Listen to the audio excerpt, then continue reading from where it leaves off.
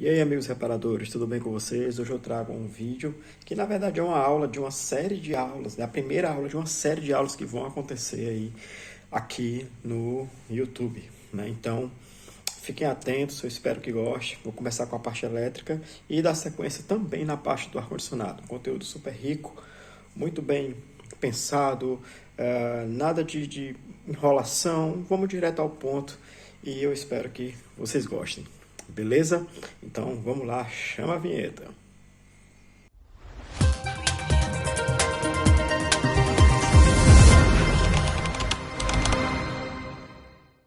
Vamos lá, trago aqui para vocês o circuito do eletroventilador. Esse circuito aqui é do Voyage, da Volkswagen, certo? Onde eu vou ter o acionamento aqui da primeira e segunda velocidade desse eletroventilador. Muita gente tem pedido aí para professor, eu vejo o esquema ali e tudo, mas normalmente eu só entendo o que é entrada e o que é saída. Eu não entendo ali o que é, porque são blocos, né? Então eu não entendo muito bem o acionamento, como é que acontece ali dentro desses blocos. Então venham trazer esse esclarecimento aí para vocês, não só explicando o esquema para você entender como é que funciona, mas também para que você possa entender o diagrama de blocos, né, que é muito ofertado. Então vai ser isso aqui que você vai ver muito. Então, para que a gente comece a entender esse diagrama aqui, vou trazer para vocês aqui o bloco do eletroventilador. Esse bloco aqui ele representa o eletroventilador, já vou mostrar o funcionamento, assim como a resistência do eletroventilador, ela é que vai garantir aí a velocidade, né, a primeira velocidade do ventilador, ela que vai garantir a limitação da corrente para que esse ventilador gire mais lento. Eu tenho aqui a proteção da primeira velocidade, fusível da primeira velocidade, o fusível da segunda velocidade, bem como o relé da primeira velocidade, o relé da segunda. E aqui é o módulo da injeção eletrônica. Como que vai acontecer o acionamento dessa velocidade? Quem é que vai ordenar o módulo que seja acionado a velocidade do eletroventilador? Ou vai ser o sensor de temperatura do motor, certo? Ou vai ser o transdutor de pressão do sistema de ar-condicionado. Como é que isso acontece? Por um e pelo outro. No sensor de temperatura, ele vai estar monitorando a temperatura do motor, e geralmente se ela estiver acima dos 90 graus, normalmente ela é em torno de 24 graus, isso depende da montadora, mas normalmente é bem perto disso. Ela vai fazer o acionamento da primeira, vai detectar que ali exige um momento de refrigeração do motor, então ele vai acionar a primeira velocidade, e normalmente quando essa temperatura ultrapassa aí os 94, chegando perto dos 100 graus, ele vai acionar a segunda. Isso pelo sensor de temperatura. Pelo transdutor de pressão, vai acontecer da seguinte forma: quando você aciona o ar-condicionado, primeiramente ele vai detectar se há pressão no sistema. Se esse sistema estiver pressurizado, ele vai acionar aí, vai mandar a informação para o módulo, claro, e esse módulo vai acionar a primeira velocidade. Para quê? Para garantir a condensação, garantir a boa condensação no sistema de ar-condicionado. E na segunda velocidade, ele só vai solicitar caso a pressão do sistema ultrapasse os 250 PSI, certo? Normalmente isso varia um pouco de cada marca, mas é bem perto disso. Às vezes um pouquinho mais, às vezes, né, em casos mais raros, um pouco menos. Mas normalmente 250 PSI, a segunda velocidade ela vai ser acionada, salvo em alguns modelos da Ford, como é o caso do Ford Ka, da EcoSport, Fiesta, os mais antigos, eles entram a segunda velocidade na faixa de 300 a 350 PSI, certo? Aí o transdutor de pressão vai converter essa pressão em sinal elétrico e o módulo vai entender que há necessidade da segunda velocidade. Quando essa pressão baixar até mais ou menos uns 180 PSI, ele vai, desliga e permanece a primeira. Saiba que o ar-condicionado ele não pode trabalhar sem a primeira velocidade, porque senão não vai ter uma boa condensação, certo? Já a temperatura entra a primeira, quando for necessário, e a segunda quando for mais necessário ainda. Se o motor estiver na temperatura boa de trabalho, essa primeira velocidade não entra. Diferente do ar-condicionado, que quando liga o sistema, quando a pressão ali já está em 200 PSI, quando ela chega em 200 PSI, ele vai acionar e aí vai manter acionado a primeira velocidade e a segunda só quando for necessário. Ok? Então, como é que vai acontecer esse acionamento? O da primeira velocidade, aqui como mostra do sistema da Volkswagen, do Voyage, é no pino 77, e o da segunda velocidade é no pino 78. Agora, o que são esses sinais aqui? É negativo ou é positivo? Vamos entender aqui através do que já tem nos relés, né? Aí é que eu vou entender se esse sinal é positivo ou negativo. Como que ficaria nesse caso, então? Certo? Aqui cobriu um pouco por conta da minha imagem, essa região, mas sabe que é a mesma coisa que tem nessa parte aqui. Então, tudo que tiver linha 30, pessoal, no esquema elétrico, saiba que isso aqui é um positivo, e esse positivo, ele vem direto da bateria, sem a intervenção do comutador de ignição, certo? Ou seja, não vai precisar o carro estar ligado para que esse positivo já esteja ali. É um positivo que nós chamamos de linha 30. Ele é um positivo direto da bateria. Protegido por um fusível de 40 amperes na primeira velocidade e 40 amperes também na segunda velocidade. Seguindo adiante, você observa que esse positivo ele segue adiante e vai para o 86 do relé. E também tem aqui um jumper, né? Uma derivação para o 30 do relé, ou seja, esse relé está recebendo aqui é a bobina do relé, aqui é o contato NA. O que é um contato NA? Normalmente aberto, ou seja, só vai fechar quando essa bobina aqui, né, tiver corrente elétrica nela, vai gerar o campo magnético aqui e vai fechar esse contato, certo? Então, esse 86 aqui, ele já tem positivo, né? Positivo aqui bem largão, mas ele já tem positivo na bobina. E para que ela se torne magnetizada, o que é que falta aqui? Falta um negativo. Com isso eu já estou deduzindo ali o que é que vem do módulo, certo? Esse positivo ele também vai estar aqui na linha 30, porque quando magnetizar a bobina, ou seja, quando ela receber o negativo do módulo, esse contato vai fechar. Fechou esse contato aqui, esse positivo segue adiante no 87. Esse é o funcionamento básico de um relé. Ou seja, chega o negativo na bobina, ela já está com positivo, gerou o campo magnético, o contato fechou. Se por acaso deixa de receber essa alimentação negativa ou esse magnetismo não vai mais existir na bobina, o contato abre. Por aí você já deduz um início de diagnóstico. Ou seja, se faltar um negativo ou um positivo na bobina, esse relé, o funcionamento desse relé está comprometido. Ele não vai fechar o 30 no 87, ele não vai fechar aqui o 30 no 87 e não vai ter funcionamento. Certo? Agora, por que normalmente o módulo aciona a bobina? Ele não poderia, de repente, sei lá, mandar um positivo direto para o ventilador e tudo. Pessoal, segurança. Corrente na bobina é uma corrente baixíssima. E o ventilador, ele consome uma corrente alta.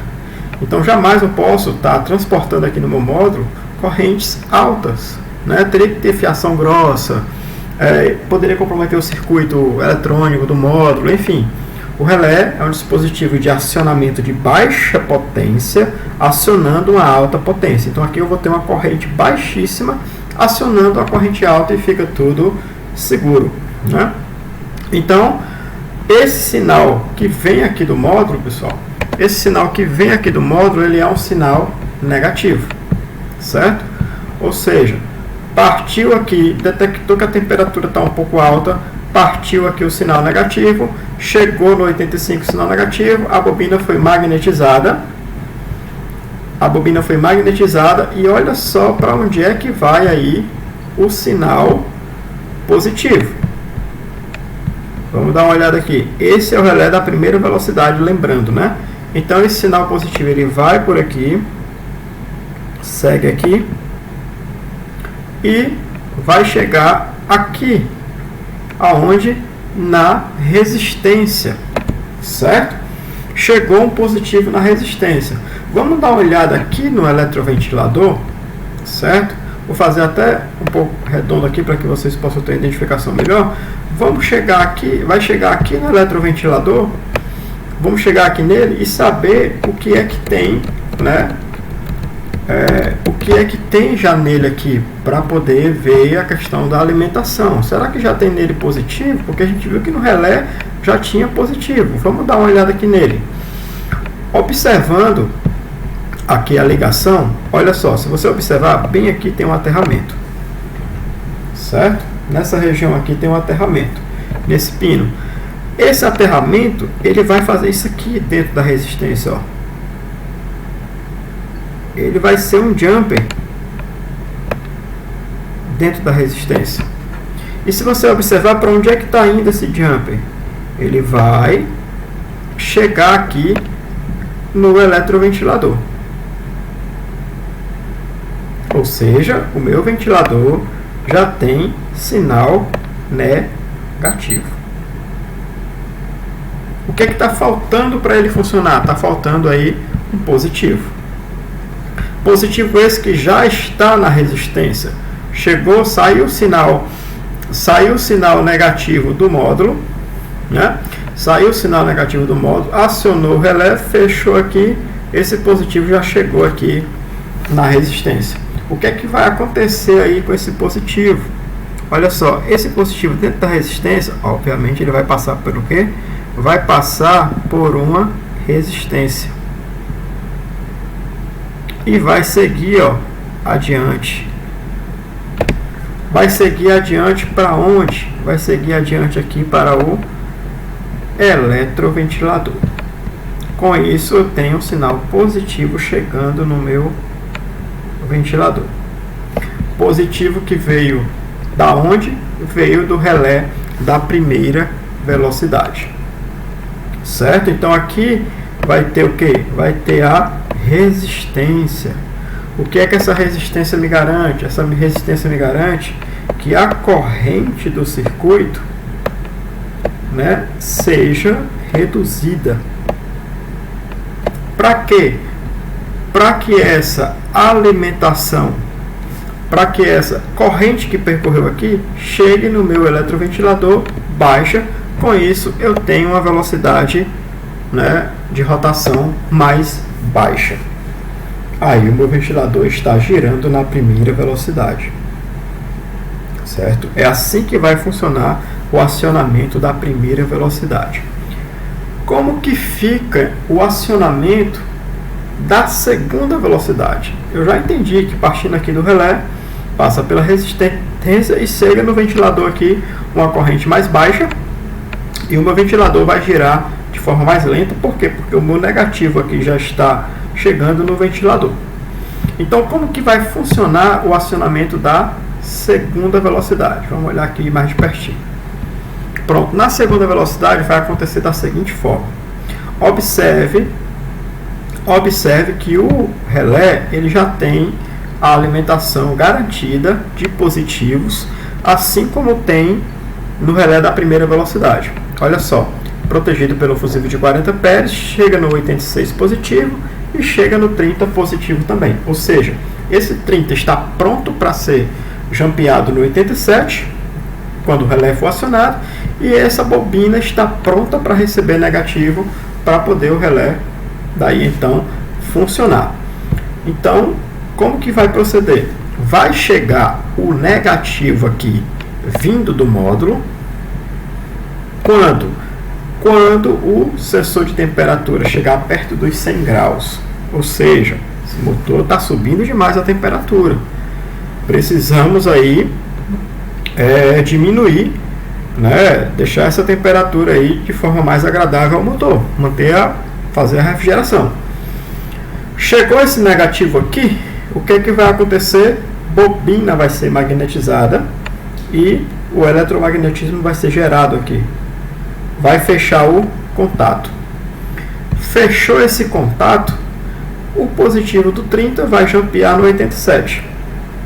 Certo? Pessoal, o funcionamento do relé é esse. Pode ser o relé da BMW. Pode ser o relé do Celta. Vai tudo funcionar da mesma forma. Positivo e negativo na bobina, 30. Positivo da bateria, 87 positivo que vai lá para o consumidor. Certo? Então, como é que eu detecto aqui uma falha? Ou falta positivo aqui, ou falta negativo aqui. Ou falta positivo aqui, ou essa fiação aqui está comprometida até o meu consumidor. Então, é dessa forma que eu testo um relé. É muito simples. Esse positivo aqui nesse carro é a linha 30, mas pode ter carros que o positivo é a linha 15. O que seria a linha 15 é o positivo que é ligado, que é depois que você vira a chave do carro. Aí é que chega o positivo. Esse é chamado de linha 15. O linha 30 é o que vem direto da bateria. Então, alguns veículos tem 15, outros veículos tem 30.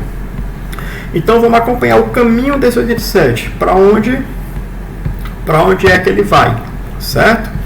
Esse 87 aqui, ele vai partir daqui, certo?